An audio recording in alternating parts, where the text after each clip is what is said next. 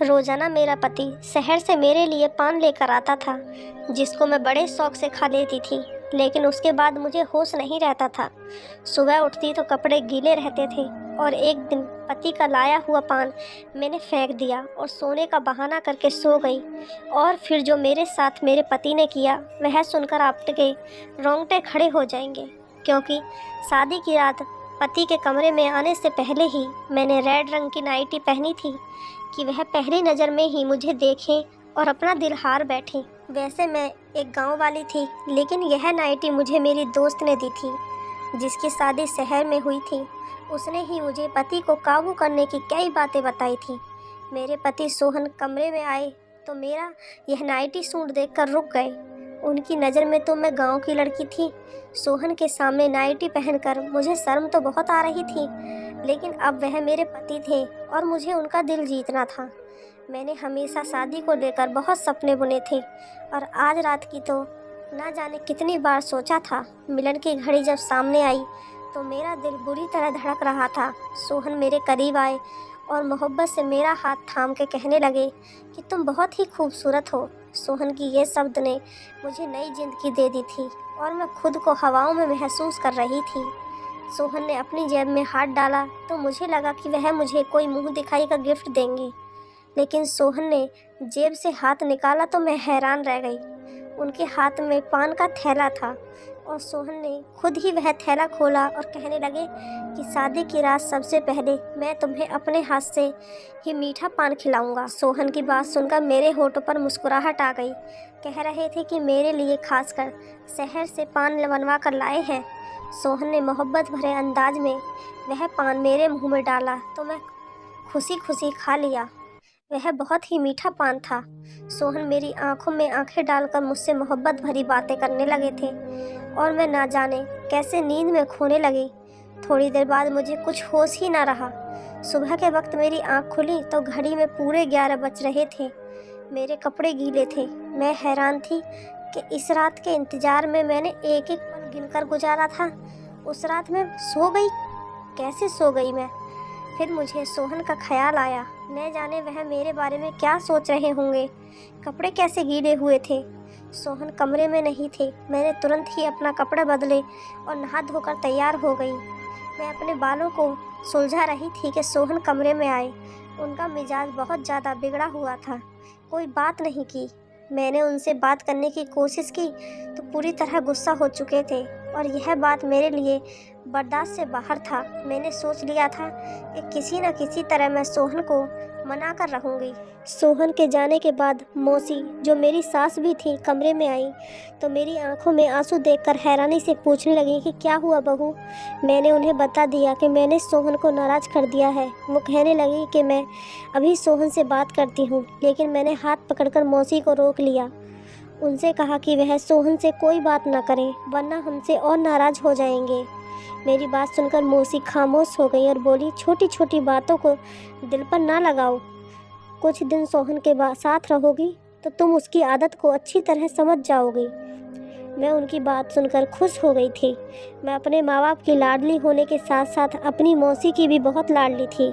हालांकि बचपन से ही ख्वाहिश थी कि मेरी शादी उनके बेटे सोहन से हो, और जैसे ही मैं 15 साल की हुई तो मौसी हमसे मिलने के लिए आई थी और जाते जाते मेरा मुँह मीठा करवा कर चली गई। मैं बहुत खुश थी क्योंकि मौसी मुझसे बहुत प्यार करती थी और इसलिए मेरे माँ बाप को भी इस रिश्ते पर कोई ऐतराज़ नहीं था। सोहन की शहर में बहुत अच्छी नौकरी थी। वह सुबह सवेरे शहर के लिए निकल जाता और रात को ही घर लौटता। उसकी कमाई से ही मौसी ने गांव में एक बड़ा सा घर बनवा लिया था। बहुत सालों से मेरी और सोहन की मुलाकात नहीं हुई थी क्योंकि वह ज़्यादा वक्त शहर में गुजारता था।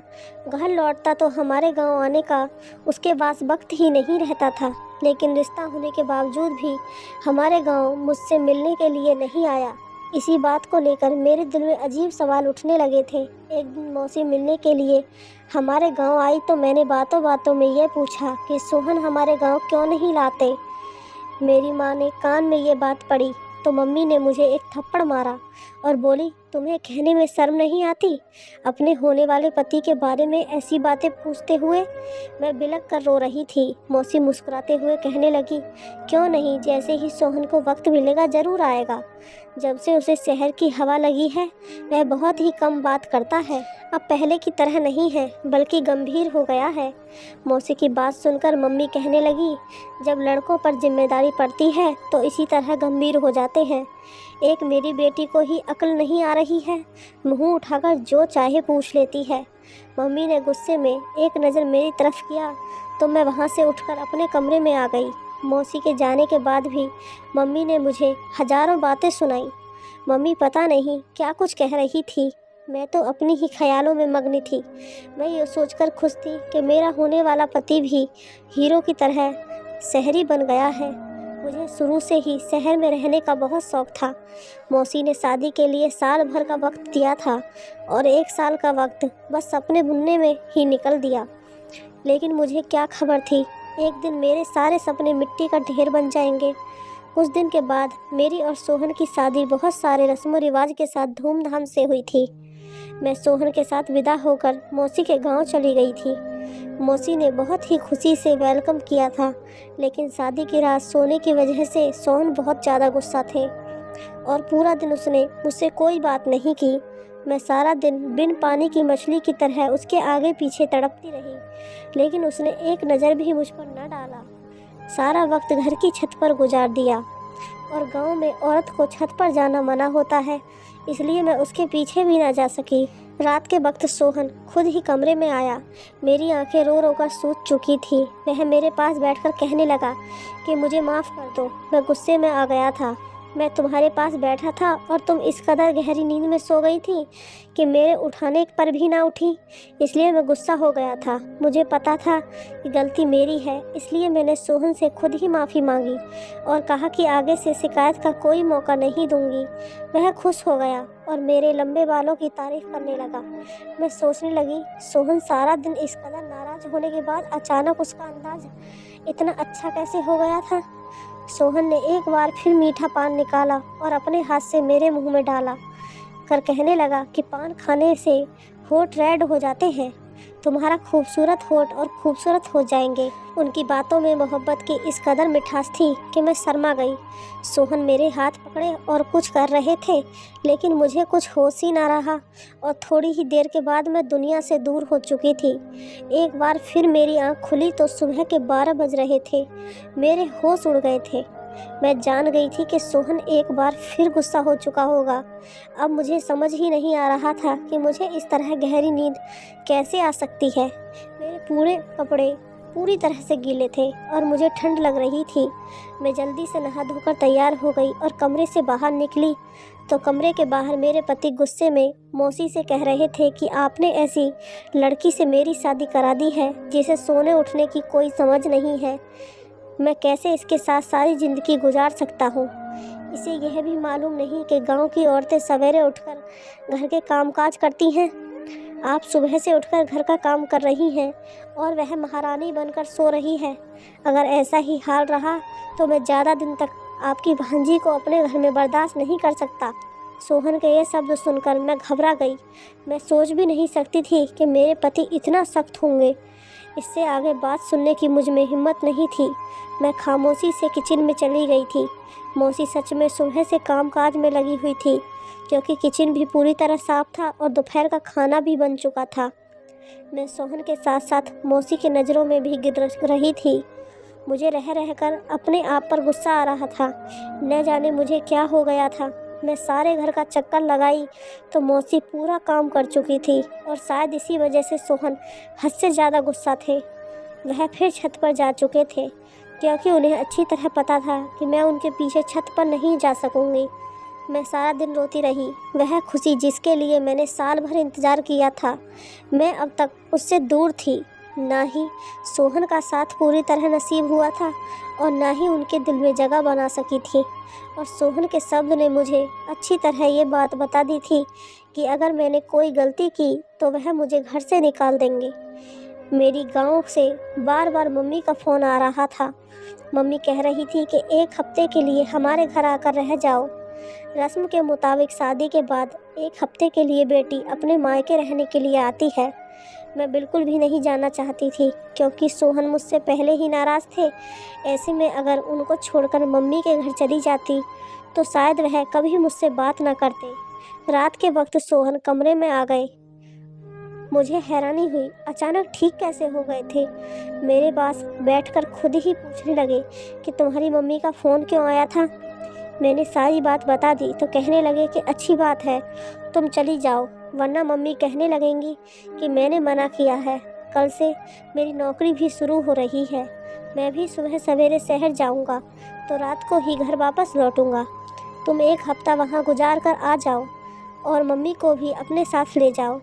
मुझे सोहन से इस तरह की दूरी का भरोसा नहीं था। मुझ में इतनी हिम्मत नहीं थी कि आगे उनकी बात सुनूं, इसलिए मैं भी खुशी खुशी राजी हो गई। सोहन ने मीठा पान निकाल कर खुद ही मेरे मुंह में डाल दिया और कहने लगे, तुम इसे जल्दी जल्दी खाने के बजाय आराम से खाया करो। यह शहर का मशहूर पान है, इसे तुम्हारे होंठ रेड हो जाएंगे और बहुत ही खूबसूरत लगोगी। मैं सोहन को इस तरह से बदलते हुए देखकर बहुत परेशान थी। वह जितने सख्त थे उतने ही मोहब्बत करने वाले भी थे और उनका गुस्सा करना सही था। मेरी गलती की वजह से वह गुस्सा थे। सोहन कहने लगे कि मैं मम्मी से बात कराता हूँ कि तुमको कल तुम्हारे गांव जाना है, मेरा इंतज़ार करना। सोहन की बात सुनकर मैंने मुस्कुरा दिया। मैंने सोच लिया था कि किसी सूरत में आज नहीं सोऊंगी और मुझे सोहन का इंतज़ार करना था। गांव जाने से पहले उनके दिल में अपनी सारी दूरी को मिटाना था। मैंने जल्दी से नाइटी पहन ली। दीवार पर लगे शीशे में अपने होठों को देखकर हैरान रह गई थी। वह सच ही कहते थे कि मेरे होठ रेड हो जाएंगे। मैं बिस्तर पर आकर बैठ गई, उनका इंतज़ार करने लगी। लेकिन सोहन के वापस आने से पहले ही एक बार फिर मैं सो चुकी थी। सुबह 11 बजे मेरी आँख खुली तो सोहन शहर की तरफ निकल चुके थे। वह बहुत सुबह ही शहर के लिए निकल जाया करते थे, क्योंकि शहर तक जाने का रास्ता 2 घंटे का था। मुझे खुद पर रोना आ रहा था। शादी के 1 हफ्ते के बाद भी मैं सोहन के साथ कोई रिश्ता न बना सकी और सोहन की गुस्से की वजह सिर्फ़ और सिर्फ मैं थी। मैं ये सोच कर परेशान थी कि मेरे कपड़े गीले कैसे हो जाते थे। शायद सोहन मुझे उठाने की कोशिश करते थे। मैं कमरे से निकली तो मम्मी भी गांव जाने के लिए तैयारी हो चुकी थी। मौसी मुझे देखकर कहने लगी कि सोहन तो चला गया है, अब हम दोनों को ही गांव के लिए निकल जाना है। मैं बुझे बुझे दिल से अपने मायके के लिए निकल गई। मेरा दिल तो सोहन के साथ ही शहर चला गया था। अब मुझे उनसे 1 हफ्ते के बाद ही मिलना था। मेरे घर वाले मुझे देखकर बहुत खुश हुए। मेरी छोटी बहन को खुशी का ठिकाना ना रहा। सारे गांव में मेरे आने की खबर पहुंच गई थी, इसलिए औरतों का झुंड मुझे देखने के लिए आने लगा। पड़ोसन वाली मौसी की बेटी अनीता की शादी थी। वह मेरी पक्की सहेली थी। गांव आकर मुझे उसकी शादी में घूमने का मौका मिल गया। खूब शोर शराबा हो रहा था, लेकिन फिर भी मेरे दिल में कोई खुशी नहीं थी, क्योंकि मेरा दिल तो सोहन पर अटका हुआ था। हैरानी की बात यह थी कि जब से मैं अपनी माँ के घर आई थी मुझे बिल्कुल भी नींद नहीं आ रही थी और सोहन के कमरे में आते ही बिस्तर पर गिर जाया करती थी। यहाँ तो मैं सिर्फ करवटें बदलती रहती थी। शायद सोहन की याद मुझे सोने नहीं दे रही थी। मेहंदी की रात की ही पड़ोसन मौसी की बहन का बेटा मुकेश शहर से शादी में घूमने के लिए आया था। वह बचपन से ही गांव आता जाता रहता था। मुझे देखते ही मेरे पीछे पीछे घूमने लगा। मैं हैरान थी कि उसे क्या हुआ है। उसकी नज़र मुझ पर जमी हुई थी और इस बात को शायद मेरी मौसी ने भी महसूस किया था। मुझे अजीब सी घबराहट हो रही थी। पहले ही मेरे और सोहन के बीच का रिश्ता कुछ ठीक नहीं था और मुकेश के बारे में मौसी को पता चला तो मेरा बसा बसाया घर उजाड़ जाएगा। इसलिए मैं पड़ोसन मौसी के घर से निकलकर अपने घर वापस आ रही थी और मुकेश मेरे पीछे पीछे चला आया। मुझे रोककर कहने लगा कि मुझे तुमसे मोहब्बत है और अगर तुम कहो तो मैं तुम्हारे घर रिश्ता भेज दूं। मुकेश के ये शब्द तो मेरी जान निकाल दी थी। मैंने गुस्से में मुकेश से कहा कि मेरी शादी हो चुकी है और बेहतर ये है कि आगे तुम ऐसी कोई बात ना करना। मेरी बात सुनकर तो मुकेश कहने लगा, शहर में मेरा बहुत बड़ा बंगला है, गाड़ी है, मैं तुम्हें सब खुशी दूंगा, लेकिन तुम अपने पति को छोड़कर मेरे साथ चलो। मैं हमेशा से ही तुमसे प्यार करता हूँ। मुझे क्या पता था कि 16 साल की उम्र में ही तुम शादी कर लोगी। मैंने उसे गुस्से से कहा कि आज तो ये बात कह दिए हो, लेकिन आगे ऐसी बात ना करना। मैं अपने पति से बहुत मोहब्बत करती हूँ और तुम्हारी एक गलती मुझे बदनाम कर सकती है। मुकेश उस वक्त वापस लौट गया, लेकिन मेरे लिए अनीता की शादी मनाना मुश्किल हो गया था। वह बहुत ढीठ साबित हुआ था। बहाने बहाने से अपने फ़ोन में मेरी फ़ोटो खींच रहा था। जैसे तैसे एक हफ्ता गुजर गया और मैं मौसी के साथ वापस अपने घर आ गई। सोहन शायद आज काम से जल्दी लौट आया था। हम कल दोपहर को घर पहुंचे थे और सोहन पहले से ही घर पर था। सोहन को देखकर मैं बहुत खुश थी। अपना सामान रखने के लिए कमरे में गई तो सोहन अपनी मम्मी से मिलने के लिए उनके कमरे में चला गया। मैंने सोचा कि मैं कुछ ही देर बाद सोहन और मौसी के साथ बैठ जाती हूँ, फिर घर के काम काज करूँगी। इसलिए सामान रखकर दोबारा मौसी के कमरे की तरफ गई तो मौसी के शब्दों ने मुझे हैरान कर दिया। मैं सोच भी नहीं सकती थी कि मेरा घर उजाड़ने वाली कोई और नहीं बल्कि मेरी अपनी मौसी है। वह गुस्से में सोहन से कह रही थी कि मैंने जाते वक्त तुझे कह दिया था कि हमारे वापस आने तक डिवोर्स के कागज बनवा लेना, लेकिन तुझे कुछ होश नहीं।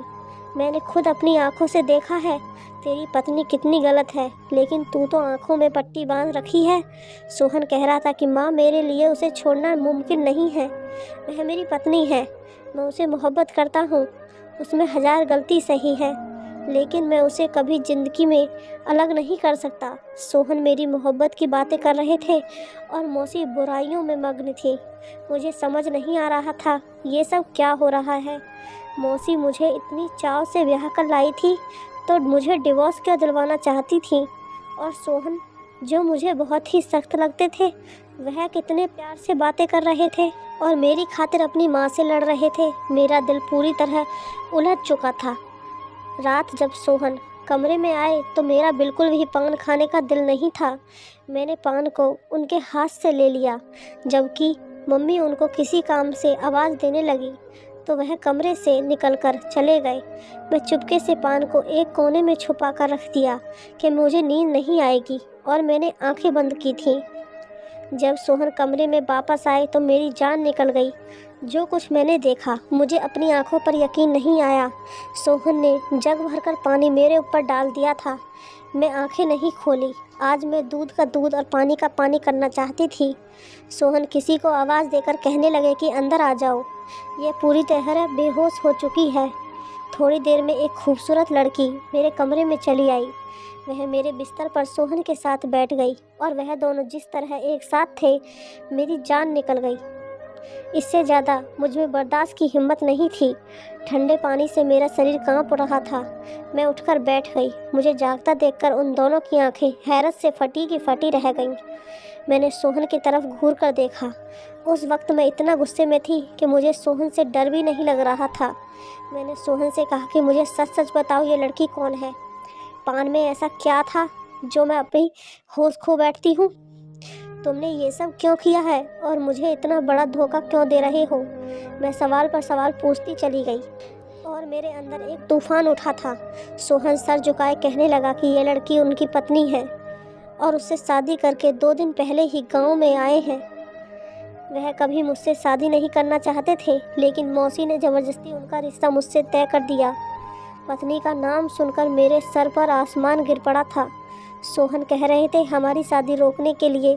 2 दिन पहले वह यहाँ सोचकर सीमा से शादी करके आ गए कि जब वह सीमा को बहू बनाकर इस घर में लाएंगे तो उनकी मम्मी मुझसे शादी नहीं कराएंगी, लेकिन उनकी एक न सुनी और उन्होंने सोहन पर दबाव डाला कि वह सीमा को तलाक दे दे। सोहन सीमा को छत वाले कमरे में रख दिए, क्योंकि गांव में औरतों को छत पर जाना मना था।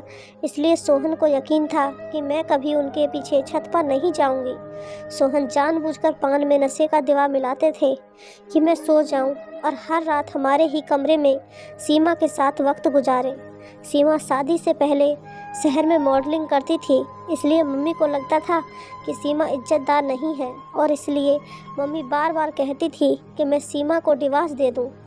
सीमा मेरी पहली मोहब्बत है। सोहन कह रहा था कि मौसी ने आत्महत्या करने की धमकी दी थी, इसलिए सोहन ने मुझे अपनाया है। सोहन सीमा को किसी हालत में नहीं छोड़ सकता और इस बात का मुझे भरोसा था। सोहन मुझे सारा सच बता दिया था, जिसे सुनकर मेरे पास कहने के लिए कुछ नहीं बचा था। मैं जान गई थी कि मौसी उस दिन सीमा और सोहन के डिवोर्स की बात कर रही थी, जिसे सुनकर मैंने गलत नतीजा निकाल लिया था। मेरी बर्बादी के पीछे सिर्फ सोहन का हाथ नहीं था, बल्कि मौसी का भी हाथ था, जिन्होंने ये जानते बूझते कि उनके बेटे ने अपनी पसंद से शादी कर रखी है, ज़बरदस्ती उसके साथ मेरी दूसरी शादी करवा दी। मैंने सोहन के साथ ज़िंदगी को लेकर कई सपने देखे थे। ऐसे इंसान के साथ मैं कभी ज़िंदगी नहीं बिता सकती थी, जो किसी और के इस कदर मोहब्बत करता था। उसकी खातिर मुझे नशे वाला पान तक खिला सकता था। मैंने अपना सामान बांध लिया और मौसी को नमस्ते कहकर अपने गांव के लिए निकल गई। मौसी ने बहुत कोशिश की। वह बार बार मुझे यकीन दिला रही थी कि सोहन सीमा को छोड़ देगा और मेरा हो जाएगा, लेकिन मैं कभी ऐसे इंसान के साथ गुजारा नहीं कर सकती थी जो मुझे मोहब्बत नहीं दे सकता था। मैंने अपने माँ बाप से कहकर सोहन से डिवोर्स ले लिया था। मैं अपने माँ बाप की लाड़ू रानी थी। वह मुझे खुद ही किसी ऐसी आग में झोंकना नहीं चाहते थे। पड़ोसन मौसी के वजह से मुकेश को खबर मिल गई थी कि मैं अब एक बार फिर अकेली हो गई हूँ। इसलिए मुकेश अपने घर वालों को भेजकर मुझे अपनाने की बात की थी। मैं अभी शादी नहीं करना चाहती थी, इसलिए मैंने साफ साफ इनकार कर दिया। मुझे अब आगे पढ़ना था और अपने पैरों पर खड़ा होना था। मेरी पढ़ाई के साथ ही मेरे पेपर भी ख़त्म हो गए थे। मैंने उसको दोबारा शुरू कर दिया था। हर शादी कामयाब हो ये ज़रूरी नहीं, लेकिन एक नाकाम शादी का मतलब यह नहीं है कि इंसान नाकाम होता है। अपनी शादी की नाकामी के बाद मैं बहुत ज़्यादा कामयाब हो गई थी। पढ़ाई के मैदान में झंडे गाड़कर अपने गांव का नाम पूरे ज़िले में रोशन कर दिया था। अगर मेरी कोई प्यारी सी बहन या बेटी नाकाम शादीशुदा ज़िंदगी का शिकार हो गई है, तो ये याद रखना कि ज़िंदगी में आगे बढ़ने के लिए नए रास्तों की तलाश करें और ज़िंदगी की दूसरी कामयाबी को समेटें। अगर यह कहानी आपको थोड़ी सी भी पसंद आई हो तो चैनल को सब्सक्राइब, वीडियो को एक लाइक ज़रूर करें।